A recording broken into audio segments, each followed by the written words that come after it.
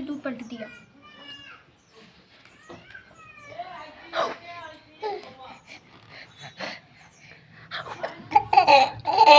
बस बस बस दीदी को बस करो, ये उल्टी आ जाएगी।